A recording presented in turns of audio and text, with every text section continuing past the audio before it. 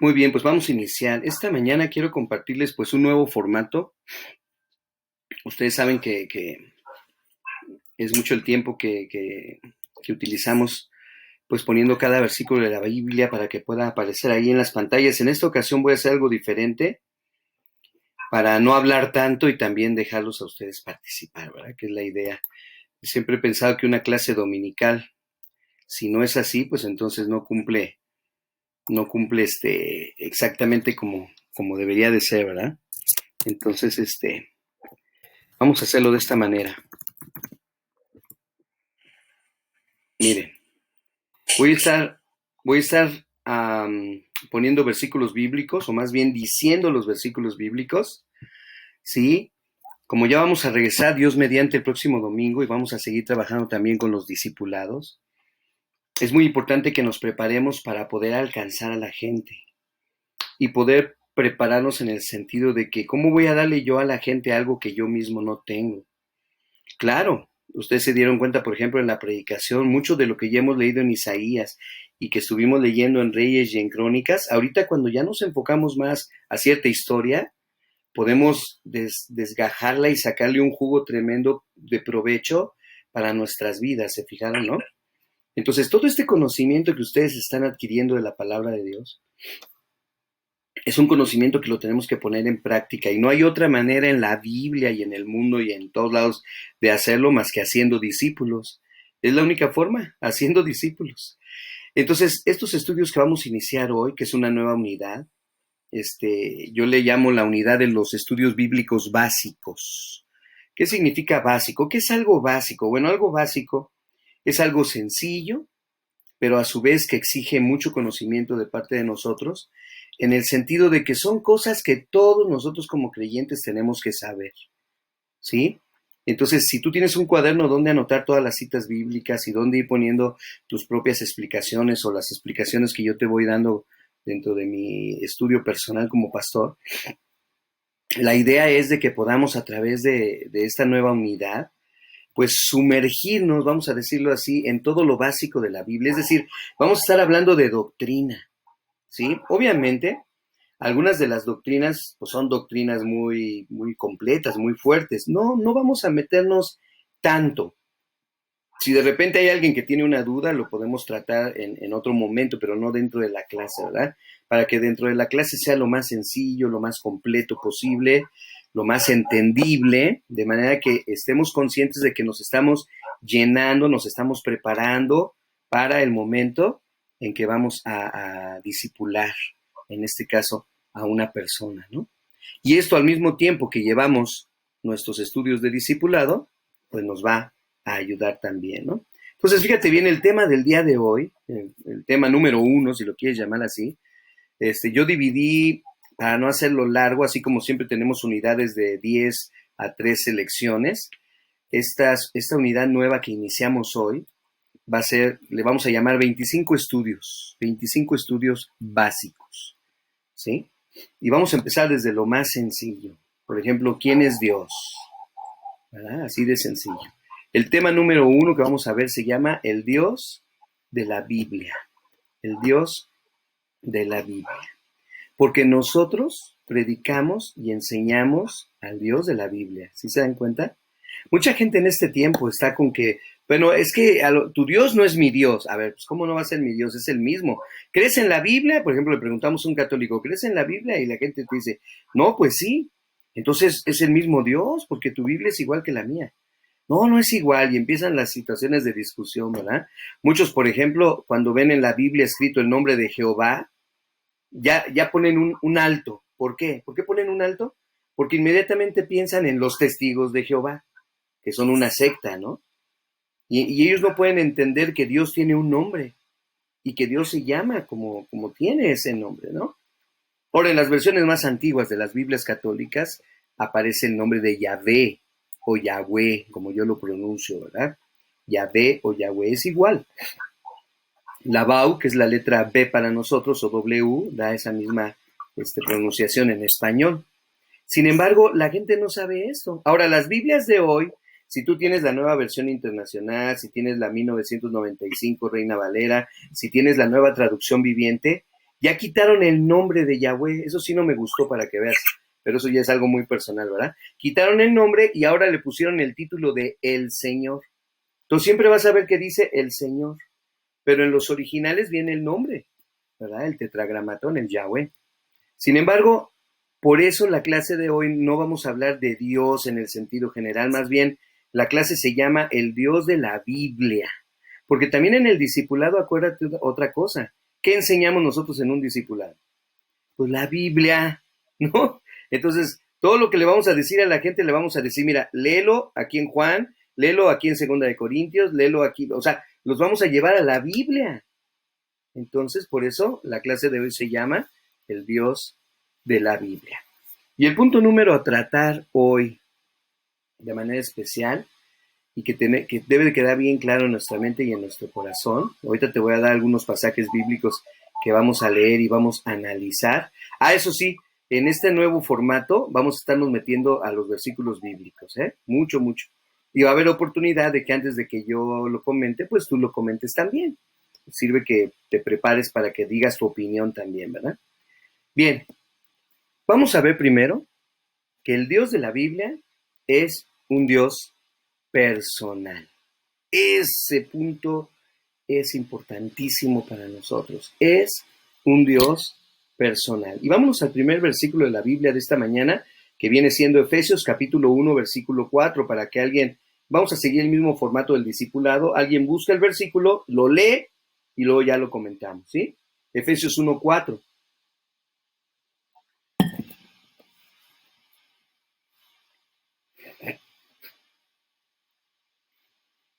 Ay, disculpen un poco de carraspera que tengo por ahí, pero ya llevo una semana así con como una gripilla por ahí. Todo por haberme tomado un vaso con un hielo. Pero bueno, el Dios de la Biblia es personal. ¿Qué dice Efesios 1:4? Dice, incluso antes de haber hecho el mundo, Dios nos amó y nos eligió en Cristo para que seamos santos e intachables a sus ojos. Ok, a ver, podemos sacar mucho de este versículo, pero lo que más me interesa ahorita es que vamos a sacar lo que nos ayuda a entender que el Dios de la Biblia es un Dios personal. ¿De qué está hablando el pasaje? ¿Qué nos está diciendo el versículo, Chayito?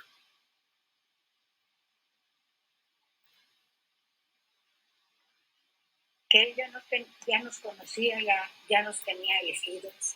Ya nos Él ya conocía. nos amaba desde antes. Muy bien. Fíjate las palabras que usaste, desde antes.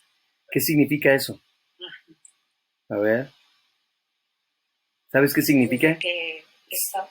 ¿Sí? Desde que estábamos en el vientre de nuestra madre. Bien, fíjate lo que significa. Significa que Dios tiene un plan. Dios tiene un plan.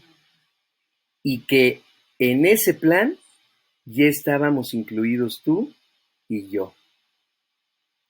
Ahora, si yo estoy viendo que Dios tiene un plan o ya tenía un plan desde el principio, desde mucho antes, entonces yo puedo ver que la Biblia enseña que Dios es un Dios personal, porque nuestro Dios piensa, o sea, nuestro Dios es un ser pensante. Él ya tenía todo arreglado, él ya tenía todo establecido. Eso es lo que nos está diciendo el pasaje, ¿sí? Porque acuérdate que estamos viendo que el Dios de la Biblia es un Dios personal. Ahora, no solamente vemos a un Dios que piensa y que desde los tiempos antiguos él ya tenía en la mente y en su corazón escogernos a nosotros. Vámonos al primer pasaje y al primer versículo de toda la Biblia, Génesis 1:1. Y ahí vamos a ver otra característica de nuestro Dios como un Dios personal. Así como ya vimos en Efesios 1:4 que Él es un Dios que tiene un plan y que Él piensa, ¿qué nos dice ahora de Dios Génesis 1:1? A ver, léanlo.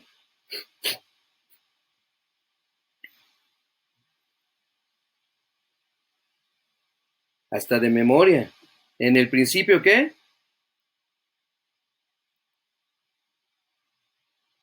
En el principio. Ahí está. Entonces, ¿y ese verbo crear es un verbo de qué? De acción. Bueno, todos los verbos se supone que son de acción, ¿verdad? Los que hemos estudiado español. Pero ¿qué significa acción? Que es un Dios que no solamente piensa, sino que es un Dios que también actúa. ¿Sí? Es un Dios que actúa. Es decir, nuestro Dios es un ser activo. Activo. Eso es importantísimo. Mira, es que muchas veces, mis hermanos, déjenme decirles, ayer tuve una reunión de pastores, estábamos 8 pastores desayunando, que ya ni fue desayuno, empezamos a las 10 y terminamos a las 3 de la tarde, ¿verdad? Ya parecía culto de oración. Pero estábamos todos los pastores platicando y hablábamos de cómo acercar, y nosotros mismos como pastores, cómo nos estamos acercando a nuestro Dios. Por ejemplo, sabemos que hay un Dios, sabemos que Dios existe, decimos que Dios es misericordioso, que Dios nos ama, que Dios esto, que Dios lo otro. O sea, aquí está, lo entendemos. Pero ¿cómo es que nosotros podemos experimentar? Por ejemplo, el hecho de saber que Dios piensa, entonces Él está pensando lo que yo estoy hablando, lo que yo estoy diciendo, mi comportamiento. El ver que Dios actúa y que es un Dios de acción ahí en Génesis 1:1, me permite entender que Dios no es un ser que está así sentado, a lo mejor, por ejemplo, en el trono, con los brazos cruzados, mirando o escuchando y no haciendo nada, ¿no? Simplemente así. No, Él está dispuesto a actuar, Él quiere abrir las ventanas de los cielos y derramar bendiciones. Él quiere trabajar en nuestros corazones, en nuestros pensamientos, en nuestra vida. Es un Dios que actúa, ¿sí? ¿Te das cuenta? Entonces, pero que no sea para nosotros en esta nueva serie que estamos aprendiendo, que no sea nada más como concepto. No quiero que nos metamos a conceptos de doctrina. Quiero que con estos estudios de doctrina nos acerquemos más a Dios y aprendamos a conocer más a nuestro Dios. Bueno, ya vimos entonces que tenemos un Dios que piensa y un Dios que actúa. Otro concepto que tenemos muy claro, Juan 3:16, porque de tal manera amó Dios al mundo que ha dado a su Hijo unigénito, para que todo aquel que en Él cree no se pierda, mas tenga vida eterna. Pero entonces yo veo, porque de tal manera amó Dios. Entonces, no solamente Dios es un Dios que piensa, Efesios, no solamente Dios es un Dios que actúa, Génesis 1:1, sino que ahora veo a un Dios, en Juan 3:16, que ama. Un Dios que ama. Y si Dios es un Dios que ama, ¿verdad? Dios es un Dios que siente, porque el amor es una emoción también, ¿sí? Entonces Dios es un Dios que siente. ¿Sí? Entonces fíjate, cuando nos damos cuenta que Dios es un Dios personal, porque piensa, porque actúa, porque siente. Y nosotros somos personales también, porque tú y yo pensamos, actuamos y sentimos. Son características distintivas de lo que se llama la personalidad. Entonces, Dios no es una fuerza que no tiene persona. Dios no es una sustancia que todo lo incluye. Dios es un ser personal. ¿Sí? Cuando el Señor nos habla, a veces Él nos dice yo. Por ejemplo, cuando Moisés le dijo, yo soy el que soy. Y si Él dice yo, pues por eso yo voy con Dios y le digo tú, ¿verdad?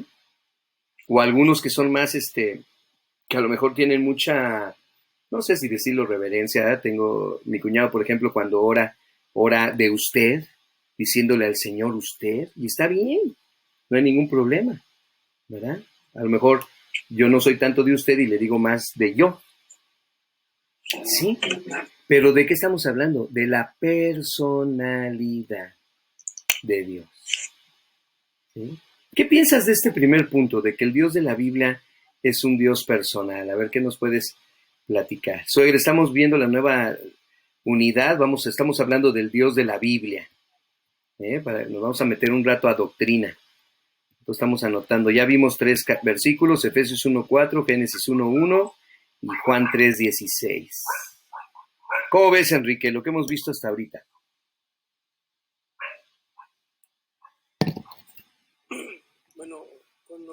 cuando mencionó que es un Dios personal, yo lo relacioné mucho, que es una relación personal entre Dios y uno mismo, ¿sí? Pero ahorita, de lo que acabamos de ver, que es un Dios personal o de personalidad, ¿Sí?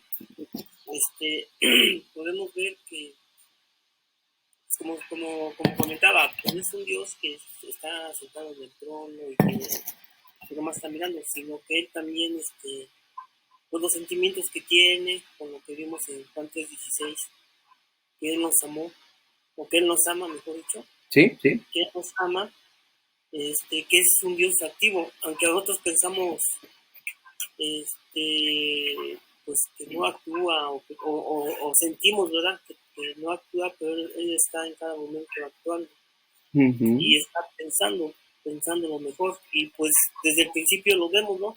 Sí. Que Él pensó en ese plan maravilloso, desde que le dio la promesa a Abraham, de todo lo que hemos visto en la palabra de Dios. Claro. Cómo se va, pues sí, cómo se va dando la historia, cómo nos va enseñando hasta el día de hoy, ¿verdad?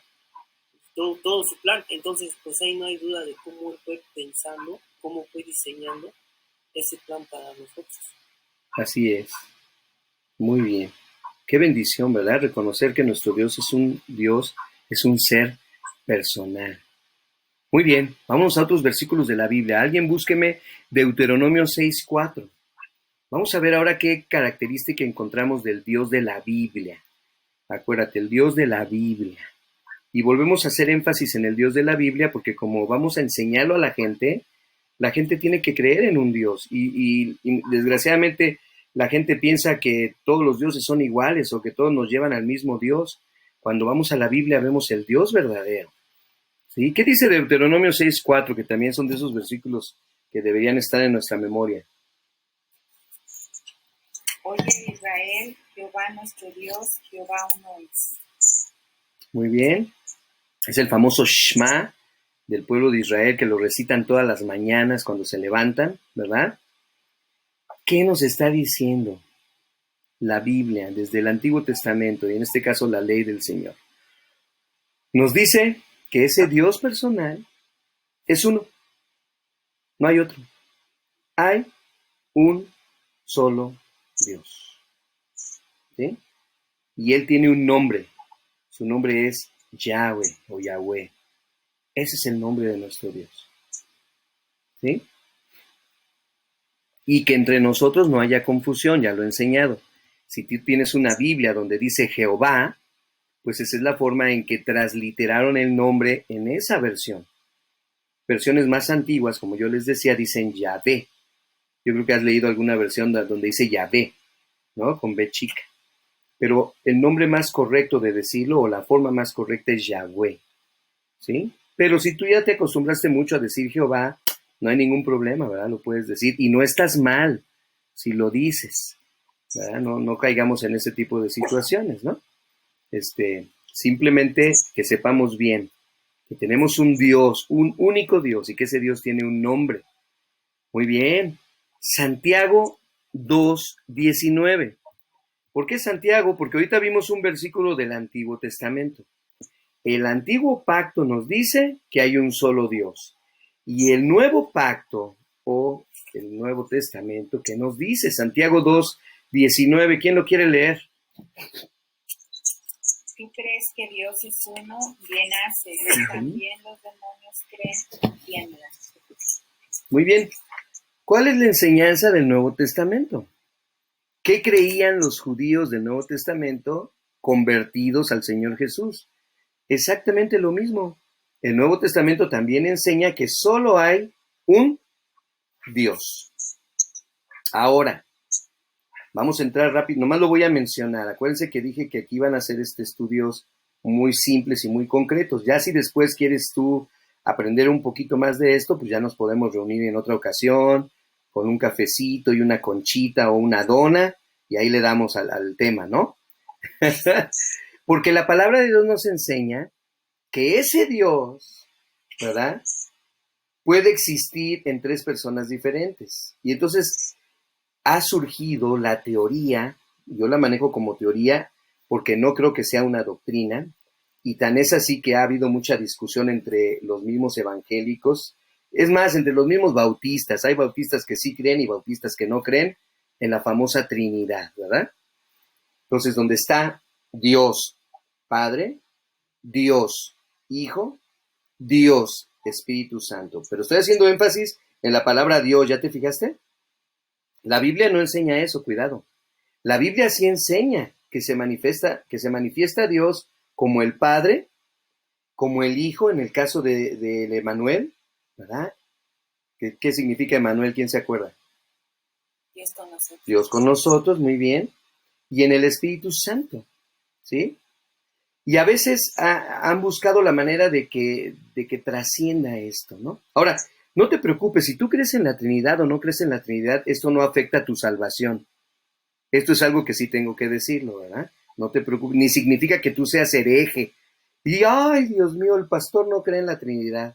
Me voy de la iglesia y me voy a otra donde sí crea. No, esto no afecta para nada ni nuestra relación con Dios ni nuestra salvación. Cuidado, ¿sí? Para que no caigamos en una situación de error. Hace poquito estaba platicando con una hermana, a lo mejor ustedes la conocen, a María Angélica, una hermana muy sabia de la primera iglesia bautista, porque estábamos hablando de este tema de la Trinidad en el WhatsApp y nos enfrascamos ahí en una discusión de como una hora, ¿no?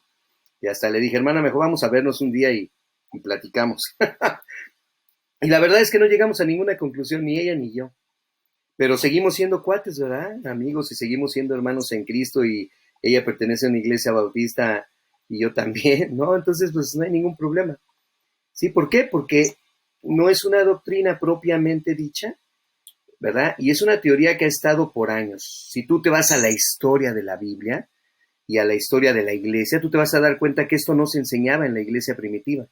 Te vas a dar cuenta que pasaron los años, el año 100, el año 200, el año 300, el año 400. Nunca se enseñó esto hasta que una vez un monje, ¿verdad?, empezó a hablar de este tema y entonces ya lo quiso meter como una doctrina en la iglesia. Y obviamente que esta doctrina surgió dentro del catolicismo, pero que algunas iglesias evangélicas pues la hemos abrazado, ¿verdad?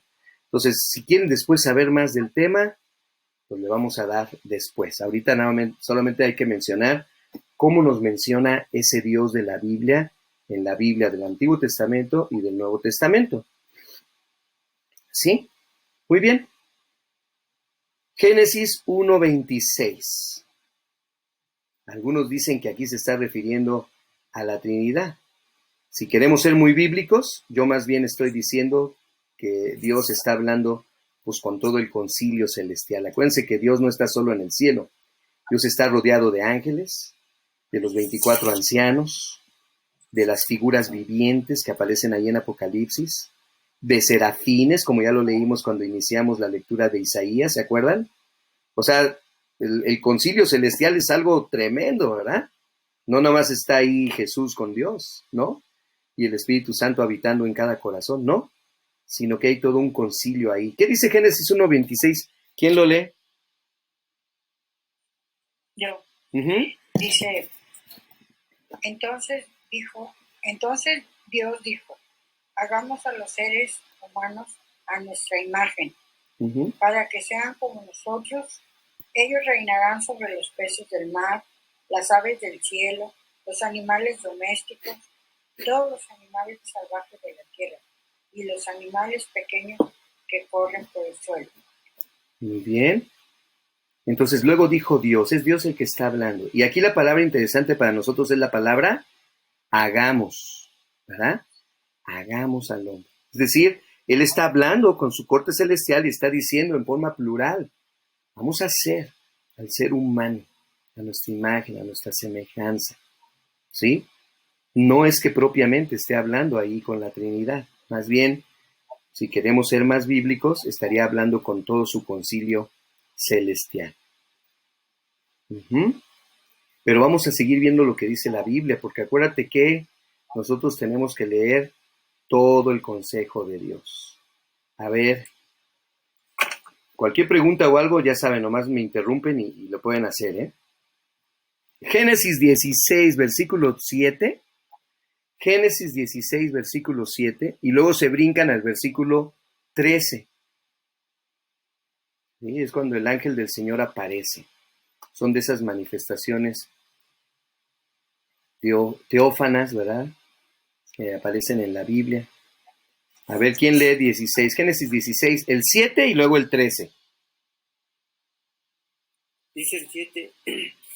El ángel del Señor encontró a Agar en el desierto, junto a un manantial de agua, Uh-huh.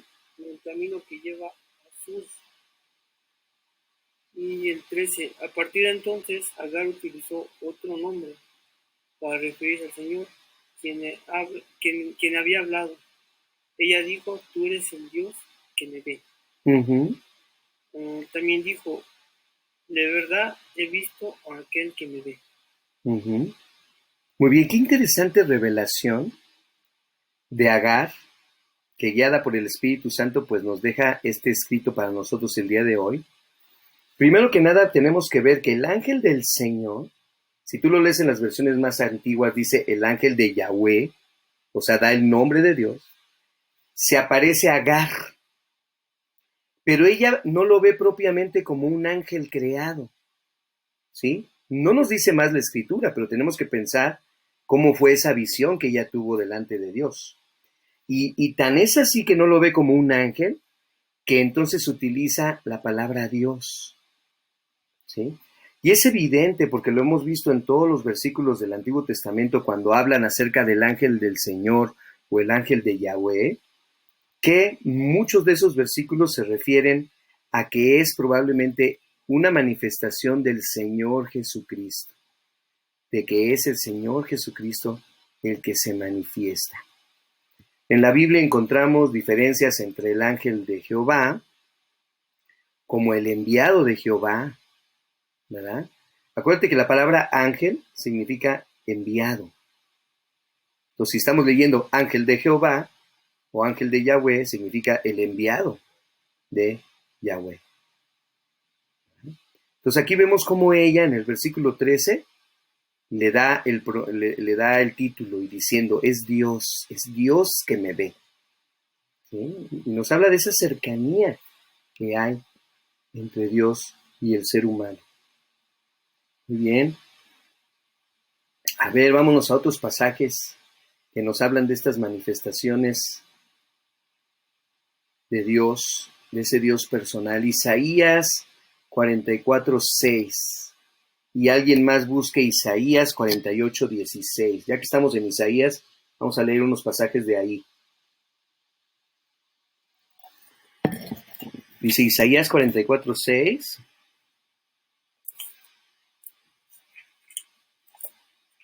Isaías 48:16.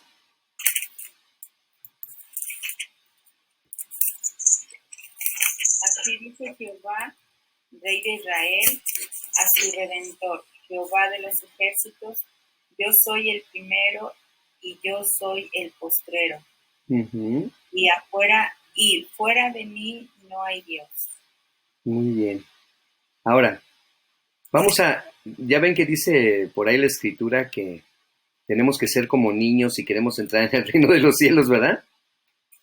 Si yo le enseño este pasaje a un niño, por ejemplo, si le enseño este pasaje a mis nietos, incluso nietos que tengo que son todavía de preescolar, vamos a imaginar que agarro a Arturito, que está en segundo de kinder, y le digo, a ver, ¿cuántas personas están aquí descritas? O sea, vamos a hacer que nuestros nietos, nuestros hijos y nosotros como niños tengamos pensamiento matemático. Aquí, ¿cuántas personas se mencionan en Isaías 44:6? A ver. Una persona. ¿Una? A ver, vuelvan a leer. Así dice Jehová, Rey de Israel. Alto, vámonos parando. Ok, ahorita le sigues. Así dice, ¿quién está hablando? Jehová. Jehová, es Dios o Yahweh, ¿verdad? Y él mismo dice, soy el rey de Israel. Ok, ahora sí síguele, hermana. Y su Redentor, Jehová de los ejércitos. Alto. ¿A quién menciona? Redentor. Al Redentor. Ahora que conocemos todo el consejo de Dios, porque ya hemos leído toda la Biblia, ¿quién es el Redentor? Jesús, exacto, Jesús. O sea, ahí estamos, pero ahorita porque ya sabemos, ahí cuando fue escrito Isaías, ¿verdad? Acuérdense que estamos hablando de profecía, todavía Jesús ni siquiera aparecía en escena, en la escena mundial, pues, o sea, todavía no nacía, a eso me refiero.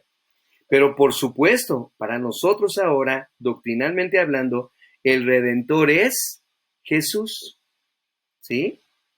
Pero lo interesante de esto es que ese mismo Redentor, mira, sigue leyendo.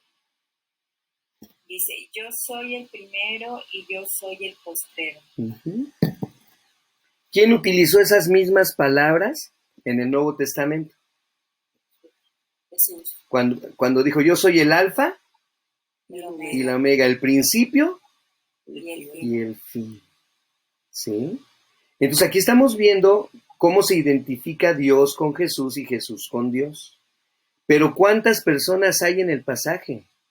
Eso es. Si yo le pregunto al niño, ¿cuántas personas ves aquí? Él me va a decir 2, y me va a decir Dios, y me va a decir el Redentor, porque él no sabe qué es Jesús. Nosotros sí, porque ya lo hemos leído, lo hemos estudiado en el Nuevo Testamento, ¿no? Pero nos va a hablar de 2 personas diferentes, pero que se complementan. Siempre he pensado yo que la Trinidad es algo así como un misterio. Yo mismo lo enseñé en un principio cuando me lo enseñaron en el seminario, ¿verdad? Por ejemplo, yo lo enseñaba, ya ven que el agua tiene 3 propiedades, ¿no? El agua puede ser sólida, puede ser líquida y puede ser gaseosa, ¿no es cierto? Sí. Pero sigue siendo agua finalmente, ¿verdad? Entonces yo tratando de explicarle a la gente, yo mismo no lo entendía. Es más, no lo entiendo ahorita. Si me preguntas como pastor, no lo entiendo. Y le platicaba yo a la hermana María Angélica, mi postura es que ahorita yo ya no enseño esa doctrina, porque para empezar no es una doctrina. Entonces mejor no me meto en problemas y no la enseño, ¿no? Pero ahorita estamos viendo que ahí se habla de 2 personas. O sea, en escena, cualquier niño te va a decir, ahí hay 2. Es como cuando el bautismo de Jesús. Jesús está siendo levantado de las aguas. ¿Se acuerdan del bautismo? Miren, vamos a recordarlo. Jesús está siendo levantada. Si le pregunto a un niño, ¿cuántas personas van? Él va a decir, no, pues va una. Jesús levantado. Luego, de repente se oyó una voz del cielo que decía, he aquí mi hijo amado en quien tengo complacencia. Esa es otra persona. Entonces, si le pregunto a un niño, me va a decir, pues ya van 2. Primero Jesús, que está saliendo del agua, y luego la voz que está hablando. Y luego de repente viene una paloma que representa y se posa sobre Jesús. ¿A quién representa? Espíritu Santo. ¿Cuántas personas hay ahí? No es una, son 3. Y un niño me va a decir, pues sí, ahí está Jesús, ahí está la voz de Dios y ahí está el Espíritu Santo representado en una paloma. ¿Sí? Pero son 3 representaciones. Más bien nosotros somos como que los que le hemos querido no entender bien esto, ¿no? Y decimos, ahí está la Trinidad. ¿Pero cuál Trinidad? Pues sí, son 3, pero no es 3 en 1. Son 3 diferentes. Una voz vino del cielo. Si Dios Padre es Dios Hijo también, ¿por qué se oyó del cielo la voz? ¿Y por qué entonces Jesús estaba callado? O sea, ¿sí me entiendes? Empiezas a pensar así y no lo podemos entender y tampoco lo podemos explicar. Entonces, pero como les digo, no es un problema para que altere nuestra salvación, ¿no? No tiene nada que ver. Pero sí, debemos de estar bien preparados ante todo aquel que algún día nos pregunte acerca de lo que creemos y cómo lo creemos, ¿no?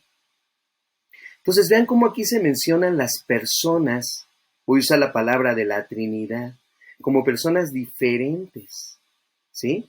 Tanto el Espíritu como la persona de nuestro Señor Jesucristo, representada como el Redentor, aquí en el capítulo de Isaías 44:6. Nos faltó leer Isaías 48:16, ¿quién lo tiene?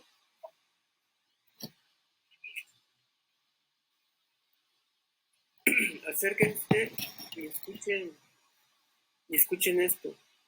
Desde el principio les he dicho con claridad lo que sucedería. Ahora el Señor soberano y su Espíritu me han enviado con este mensaje. Uh-huh. Muy bien. ¿Qué les parece? ¿Qué les llama la atención de ese pasaje? Así como el que leímos de Isaías 44, que se menciona al Padre y al Redentor. Ahora aquí se menciona al Padre, en este caso es Dios, y dice que es a través de su Espíritu, ¿verdad? ¿Sí? La forma en que Él se habrá de manifestar al pueblo, enviando el mensaje a través de su Espíritu.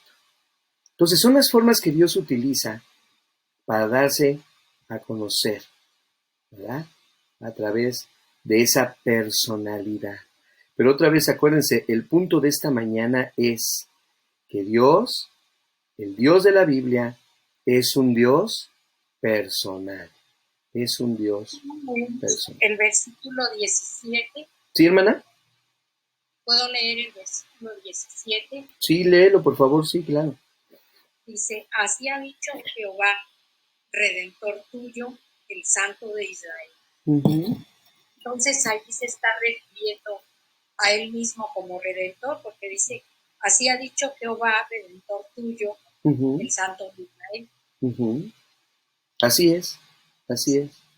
Y es que... Porque en el otro tú decías que se refería a dos personas, sí, al Rey del Israel y luego a su Redentor. A su Redentor, sí.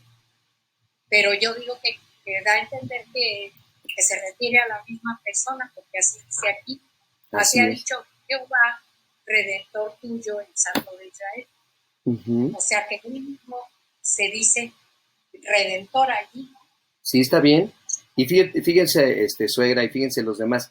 No es que haya contradicción entre lo que leímos entre Isaías 44:6 y ahora Isaías 48:17 es el que leíste, ¿verdad? El 48:17. No es que haya contradicción, sino simplemente está dejando Dios en claro cuál es su accionar, pues. Por ejemplo, sabemos que la salvación viene a través de la fe en Cristo Jesús. Pero la pregunta, a ver, chequen la respuesta que me van a dar, ¿eh? ¿Quién es el que salva de la muerte? ¿Quién es el que justifica? ¿Quién salva? A ver, ¿Dios o el Hijo? Dios a través de Jesucristo. Exacto, entonces, pero esa es ya una respuesta muy completa. Pero ¿quién es el que lo hace? Finalmente, ¿quién salva? Dios. Pero, ¿cuál es el medio que Dios utiliza para traer la salvación a nuestras vidas? La muerte y sacrificio de su Hijo y el derramamiento de sangre en el Calvario para el perdón de pecados, ¿no es cierto?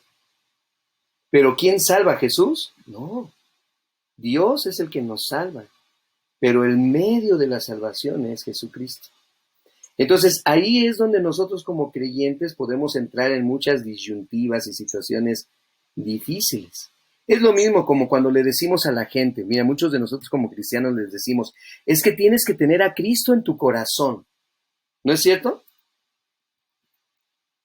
Así les decimos. Ahora yo tengo una pregunta, ¿verdaderamente está Cristo en nuestro corazón? ¿Qué dice la Biblia? ¿Quién mora en el creyente? ¿Quién vive en el creyente? ¿Quién está en el corazón? Es el Espíritu Santo. ¿Quién está haciendo la obra ahorita? Es el Espíritu Santo. ¿Y dónde está Jesús? Ahorita. ¿A la diestra de quién? Del Padre. Entonces no es lo mismo. ¿O si es lo mismo? ¿Ven? O sea, nosotros tenemos que entender que nuestra mente finita no va a alcanzar a comprender todo esto. Por eso les digo que a veces somos nosotros los que nos enfrascamos en este tipo de doctrinas, que en realidad yo dije, mira, cuando vaya con el Señor, ahí me voy a dar cuenta y le voy a preguntar, ¿verdad? ¿Cómo está toda esta situación? Pero mientras tanto, tranquilos, no pasa nada. Dios está en su trono, sigue reinando, el brazo de Yahweh no se ha cortado, Él sigue amándonos, Él sigue procurándonos, Él sigue viéndonos, sintiéndonos. Sí, nosotros seguimos pecando tristemente porque seguimos bajo la naturaleza del pecado, pero tenemos un abogado que está sentado no en su propio trono, sino a la diestra del trono de Dios intercediendo por nosotros día y noche.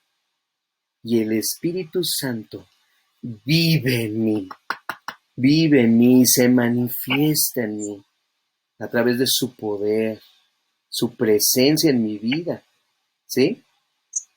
Entonces, esto es muy importante. Por eso les dije, vamos a ver estas cosas de doctrina que son muy importantes. Pero también, como obreros del Señor, que no tenemos nada de qué avergonzarnos, diría Timoteo, que utilizamos bien la palabra de verdad.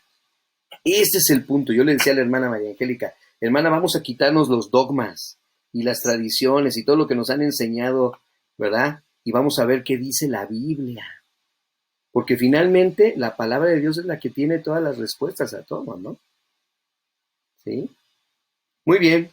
Gracias por ese versículo. Sobre el versículo 17, efectivamente, también ahí hace mención o da a entender de que sería la misma persona, ¿verdad? Y que bueno, no lo podemos entender de la forma en que quisiéramos entenderlo. Perfecto. Vámonos ahora a Mateo 18:20. Todavía no terminamos los versículos bíblicos. Vámonos ahora a Mateo 18:20.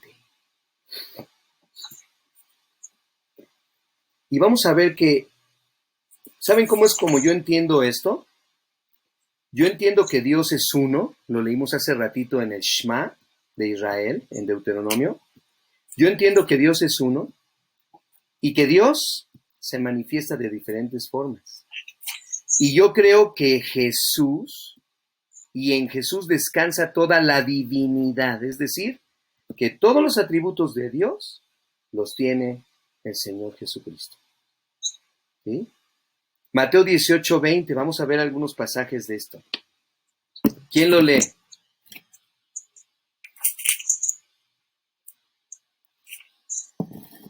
Porque donde están dos o tres congregados en mi nombre, allí estoy yo en medio de ellos.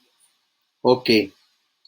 Ahí está diciendo que cuando oramos, si alguien está congregado en el nombre de Él, ahí está en medio. Pero en realidad, ¿qué nos está diciendo Jesús?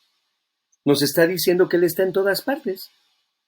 Nos está diciendo que al mismo tiempo, porque podemos estar ahorita tres congregados aquí y ahorita al mismo tiempo, en otras iglesias están teniendo también enseñanza bíblica, en otras iglesias están teniendo un culto de adoración y también Dios está allí en la persona de nuestro Señor Jesucristo.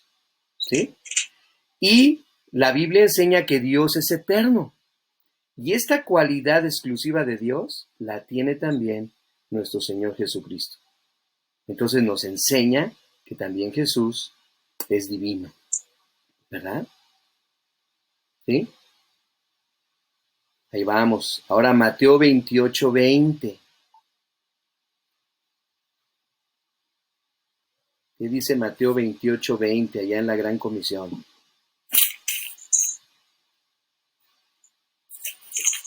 Si ya vimos que Dios está cuando estamos congregados, ¿qué dice Mateo 28:20 ahora?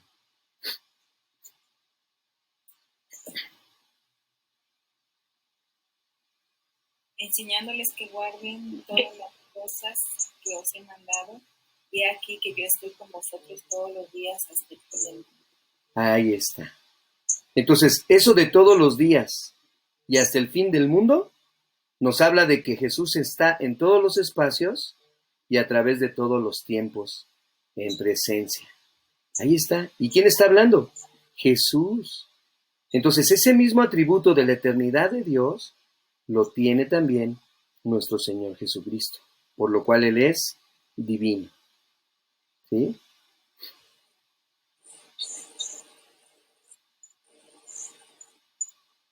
Ahora vamos a ver Juan capítulo 1, del 1 al 3. ¿Quién lo quiere leer?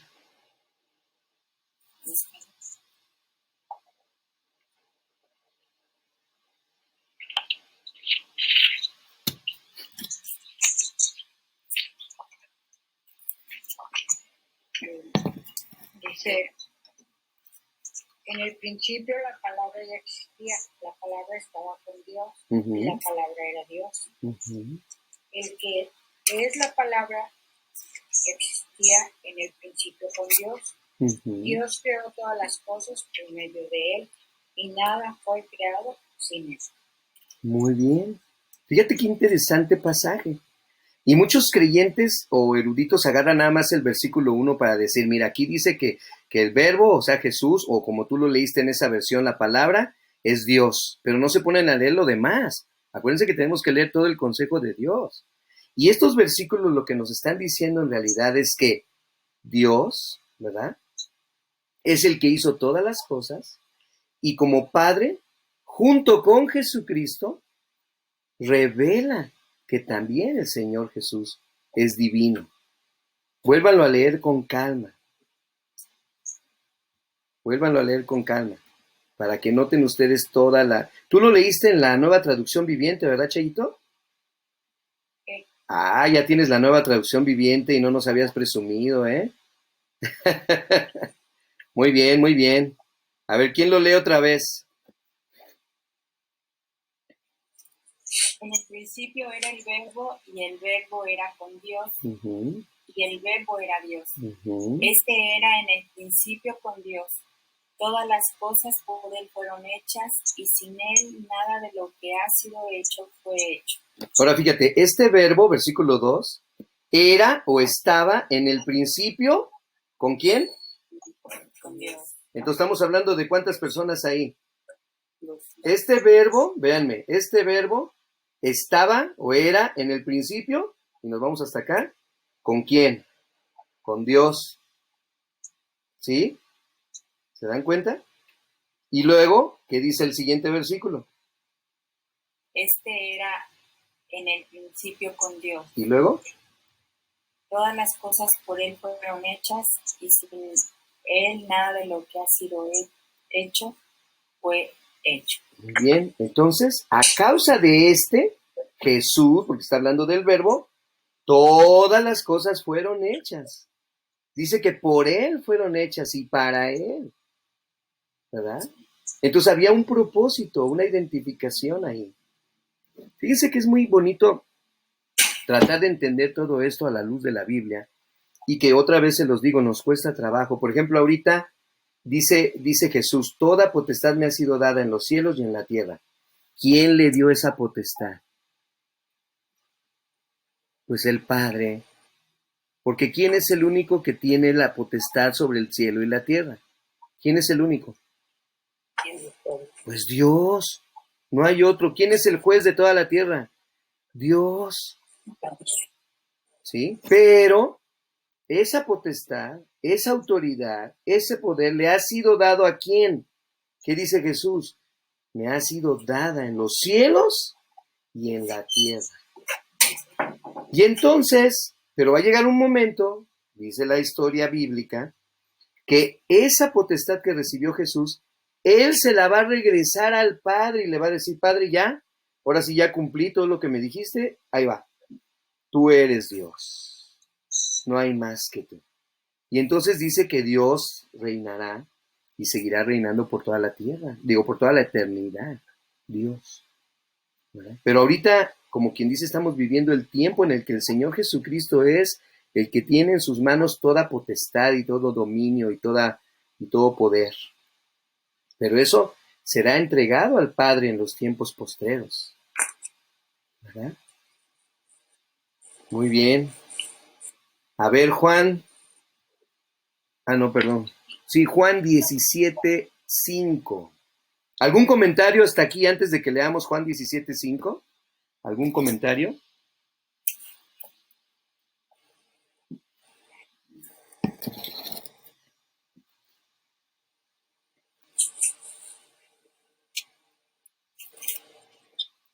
Bien, mientras piensan en algún comentario o en algo, Juan 17:5, solamente sí quiero dejar algo bien claro, que tiene que traer seguridad a nuestras vidas. La única razón por la cual nosotros no tendríamos la salvación sería, y no es el caso de nosotros, sería que nosotros no creyéramos que Jesús vino en carne. Eso sí, la palabra enseña a través de Juan, el apóstol amado, ¿verdad? Que nosotros tenemos que creer que Jesús es el Cristo y que Él vino en carne para estar, que Él es el Mesías.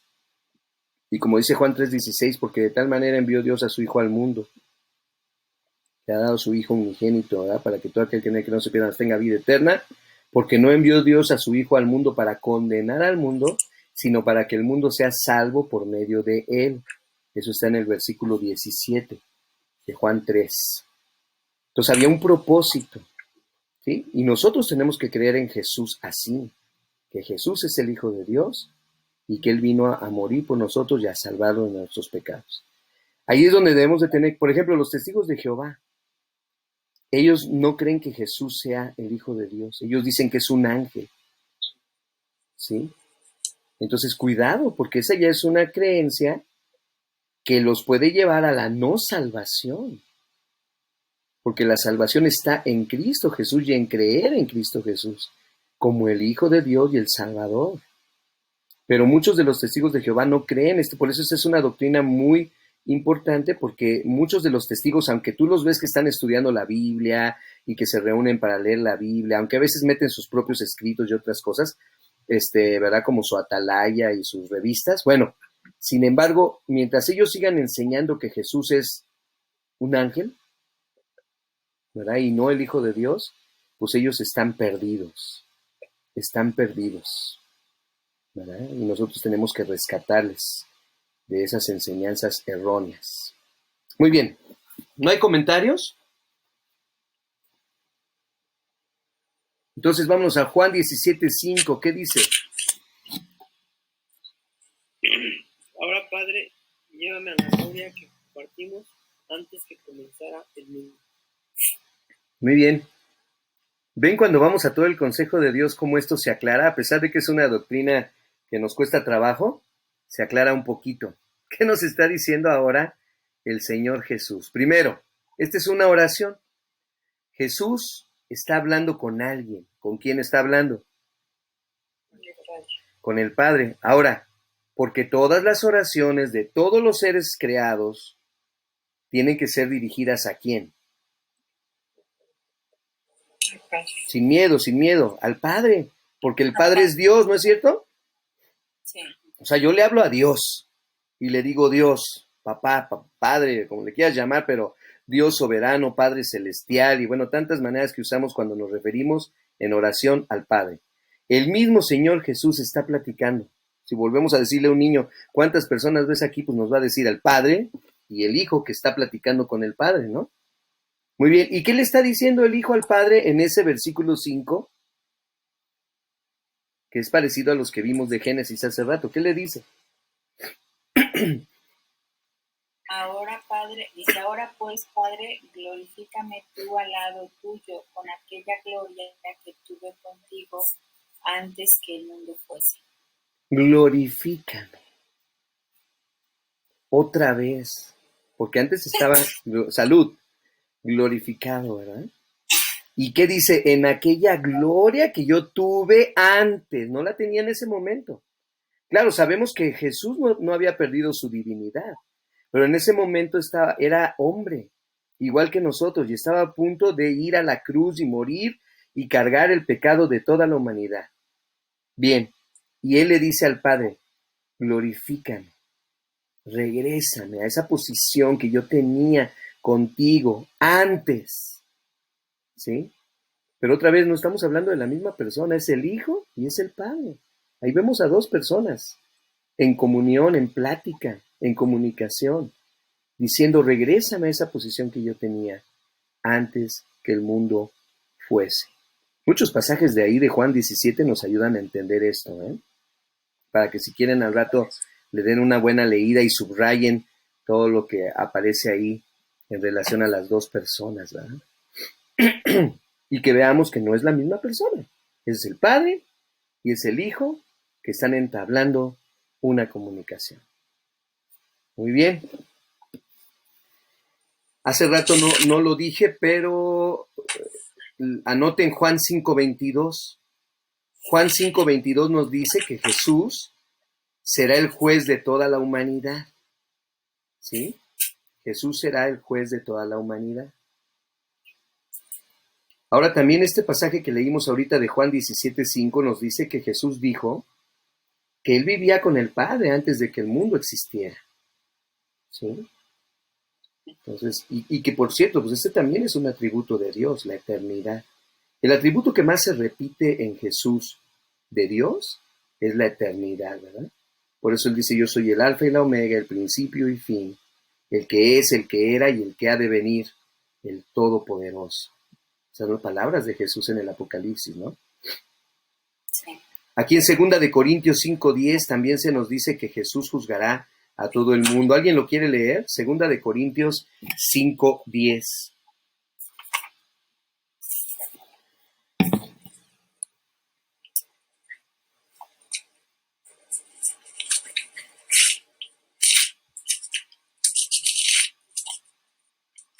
Pues todos tendremos que estar delante de Cristo para ser juzgados. Cada uno de nosotros recibirá lo que merezca, o lo bueno o lo malo que haya hecho mientras estaba en este cuerpo terrenal. Muy bien. Y otra vez, no es que Cristo sea Dios. ¿Por qué vamos a ser juzgados por Cristo y no por Dios? Porque acuérdense, ahorita la potestad está en manos de ¿quién?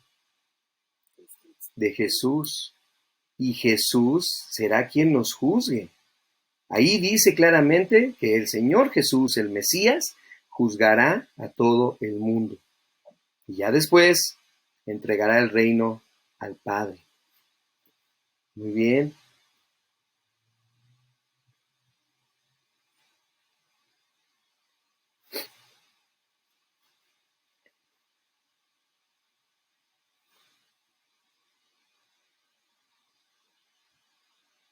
¿Qué hora es? Nos quedan unos minutitos más. Vamos a hablar tantito del Espíritu Santo. ¿Qué les parece? Busquen Juan capítulo 15, 26. Ya vimos pasajes del Padre, ya vimos pasajes del Hijo, pasajes del Espíritu Santo. Solamente, aquí sí, solamente para dejar clara la personalidad del Espíritu Santo, ¿verdad? Es importante. Juan 15, 26, ¿qué nos dice? Pero cuando venga el Consolador, a quien yo os enviaré del Padre, el Espíritu de verdad, el cual procede del Padre, él dará testimonio acerca de mí. Muy bien. Qué pasaje tan interesante para hablar de que son tres personas distintas, ¿eh? Porque aquí se mencionan las tres personas, ¿ya se fijaron? Y que son tres diferentes totalmente. Fíjate, vuélvelo a leer, Caleb, así con calma. Fíjate, vámonos. ¿Qué dice? Pero cuando venga el Consolador, Uh-huh. a quien yo os enviaré del Padre, Alto, el Espíritu alto. de Espérate, ahorita le sigues. ¿Quién está hablando? El Hijo, ¿verdad? O sea, Jesús. Él está presente diciendo estas palabras. Y luego dice que en el futuro, cuando venga, ¿quién? El Consolador. Ahora ya todos sabemos quién es el Consolador. El Espíritu Santo. ¿Y de quién va a venir el Consolador? ¿Lo va a mandar Jesús o cómo está? ¿Qué dice el versículo? El Consolador que viene de quién? Del Padre. Que proviene del Padre. Entonces ya menciona ahí al Padre. Muy bien, sigue leyendo, Caleb. el Espíritu de verdad, ¿Sí? el cual procede del Padre, Ajá. él dará testimonio acerca de mí. Ok, y viene del Padre, el Consolador va a llegar a la iglesia, ¿verdad? A los discípulos. ¿Y de quién va a hablar el Espíritu Santo? Él dará testimonio de Jesús, exactamente, de mí. Por eso también hay otro pasaje que dice que el Espíritu Santo no hablará por su propia cuenta, sino que hablará lo que escuchare, ¿verdad? Y Él les dará testimonio de mí, dice el Señor Jesús. ¿Sí? Por eso se llama el ayudador, el consolador, ¿verdad? El Espíritu Santo. Y otra vez, es un ser personal, porque nos habla a nuestro corazón, ¿verdad? Y nos da testimonio del Señor Jesucristo. Ahí mismo en Juan, pero ahora en el capítulo 16, todo Juan 14, 15 y 16, si lo quieren leer más tarde, todo Juan capítulo 14, capítulo 15 y capítulo 16, nos hablan mucho del Espíritu Santo para que lo tengan con calma después. A ver, Juan 16, versículos del 7 al 14. Y aquí vamos a ver cómo es bien diferente el Espíritu Santo que el Padre y bien diferente que el Hijo. Del 7 al 14. Pero yo digo la verdad, os conviene que yo me vaya, porque si no me fuera, el Consolador no vendría a vosotros, mas si yo me fuere, os lo enviaré. Y cuando Él venga, convencerá al mundo de pecado, de justicia y de juicio. De pecado por cuanto no creen en mí, de justicia por cuanto voy al Padre, y no me veráis más. Y de juicio por cuanto el príncipe de este mundo ha sido ya juzgado. Aún tengo muchas cosas que deciros, pero ahora no las podéis sobrellevar. Pero cuando venga el Espíritu de verdad, Él os guiará a toda verdad, porque no hablará por su propia cuenta, sino que hablará todo lo que oyere, y os hará saber las cosas que habrán de venir. Él me glorificará, porque tomará de lo mío y os lo hará saber. Todo lo que tiene el Padre es mío. Por eso dije que tomará de lo mío y os lo hará saber. Muy bien. Ven, ahí está claro otra vez. Se hace claramente presente las tres personas, ¿verdad? Como tres personas totalmente diferentes, distintas una de la otra. Hasta Jesús dice, si no me voy, no viene. Es necesario que yo me vaya para que el Espíritu venga. ¿Ya se fijaron? Así está diciendo Jesús. Es necesario que yo me vaya para que Él sea enviado. Y cuando Él sea enviado, Él os guiará, Él os enseñará toda la verdad. Y dice, y no hablará por su propia cuenta, sino hablará lo que oyere y lo que es mío, ¿verdad? Y luego ahí mete al Padre diciendo todo lo que, todo lo que pertenece a Dios, al Padre, ¿verdad? Es mío. Y hasta hace la aclaración, por eso dije, todo es mío, ¿verdad? Todo lo que pertenece al Padre me pertenece a mí, ¿sí? Pero no porque sea la misma persona, otra vez. O sea, la misma palabra del Señor hace esas distinciones, ¿sí? Y por eso a mí me gusta más leer lo que dice la Biblia y no meternos en problemas, ¿verdad? Muy bien. Y vemos entonces, también me gusta mucho cuando dice, Él os enseñará. O sea, habla del Espíritu Santo en forma personal. Él les dirá la verdad. Él les enseñará, ¿sí? Y si Él nos va a enseñar, pues es porque Él puede hablar, ¿verdad? El Espíritu Santo es un ser personal también hablando. Muy bien. Nos quedan 2 versículos bíblicos. Efesios 4:30. Hace rato veíamos que nuestro Dios, como un Dios personal, es un Dios que piensa, es un Dios que actúa y es un Dios que siente. ¿Se acuerdan? Fue lo primerito que vimos en la clase. Que Dios es un Dios que piensa, es un Dios que actúa y es un Dios que siente.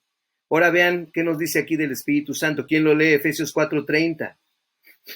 Y no contristeis al Espíritu Santo de Dios, con el cual fuisteis sellados para el día de la redención. Muy bien. ¿Y qué significa, suegra, eso de contristar? Que dice que no debemos contristarlo.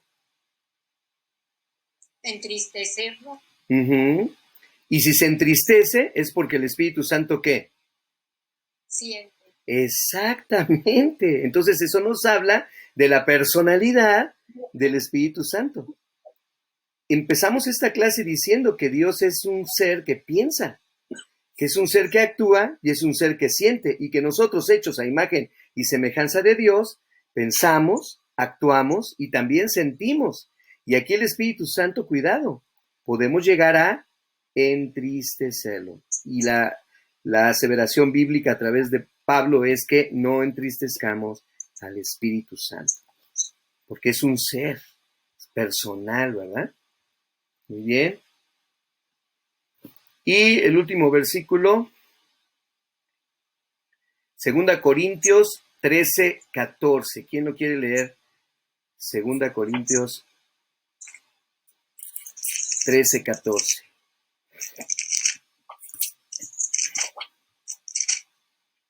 La gracia del Señor Jesucristo, el amor de Dios y la comunicación del Espíritu Santo sean con todos nosotros. Amén. Amén. Fíjate qué bonito pasaje. Estamos terminando con una salutación o con una despedida ya de una de las cartas más famosas, que es la de 2 Corintios. ¿verdad? ¿Y a quién está mencionando aquí? Si fuera una Trinidad, yo le hubiera puesto Pablo nombre, pues en el nombre de la Trinidad, ¿no? No, Pablo se toma la molestia, guiado por el Espíritu Santo, de mencionar ¿a quién? ¿Al Padre? ¿Cómo lo menciona? ¿Lo quieres leer otra vez, Caleb? Miren. La gracia del Señor Jesucristo, Ok. el amor de Dios y la comunicación del Espíritu Santo y la comunión del Espíritu Santo sean con todos vosotros. Amén. Ok, empieza entonces hablando primero de quién, de Jesús. Y dice que la gracia del Señor Jesús. Luego, ¿qué dice del Padre? ¿O Dios? El amor de Dios. El amor de Dios. Y luego, ¿qué dice del Espíritu Santo? La comunión. Se está hablando de las tres personas, ¿verdad? Claro, la gracia viene de Jesús, porque es a través de la gracia de Cristo Jesús. Ahora, pero sabemos que esa gracia Dios la manifestó desde un principio a través de todos los seres antes de Jesús. Por ejemplo, Abraham, que fue creado por Dios, Noé, que halló gracia ante los ojos de Dios, María, o sea, todo, la gracia viene de Dios. Pero nosotros en esta dispensación estamos, ¿verdad?, llevándola al Señor Jesucristo. Muy bien, entonces aquí vemos la obra de cada uno de ellos, la obra de Jesús primero, que murió para salvarnos, la obra de Dios el Padre, que nos lleva hacia Él porque nos ama, y la obra del Espíritu Santo en comunión, o sea que ¿cómo se dice? Esta palabrita, se relaciona, hablando de comunión, el Espíritu Santo se relaciona con nosotros. Muy bien. Perfecto, pues hasta aquí estaríamos estudiando esta primera parte de la doctrina de Dios, donde decimos que Dios es un ser personal, ¿verdad? Dios es un Dios personal y se manifiesta en las Escrituras de diferentes maneras. Muy bien, ¿alguna pregunta, algún comentario antes de terminar nuestra clase?